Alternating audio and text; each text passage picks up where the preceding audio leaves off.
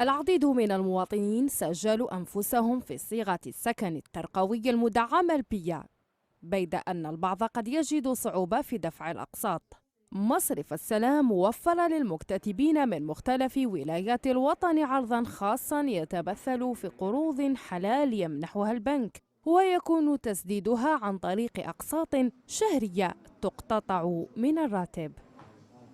مصرف السلام قرر أن يرافق المقبولين في هذه الصيغة السكن الترقوي المدعم على المتعامل يكون الدخل تاعو لا يقل عن 40 ألف دينار جزائري.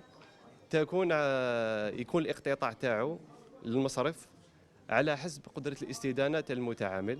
المدة تاعو تتراوح بين 5 سنوات إلى 25 سنة. ومفروض علينا احنا انه ما نتجاوزوش، يعني ما نقدروش نقتطعوا له اكثر من 30 او 40% من الراتب تاعو، وبالتالي الدفعه الاولى تكون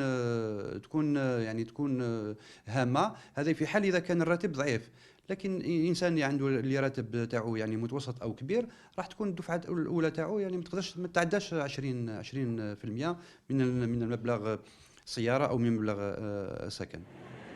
هو قرض حلال يمنحه بنك السلام لكل مكتتب مستفيد من صيغة البيا، ويكون دون فوائد.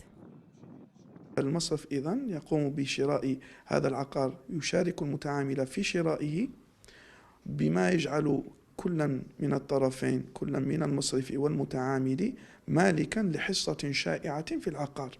فالصيغة كما بينت هي صيغة شرعية صحيحة سليمة بإذن الله.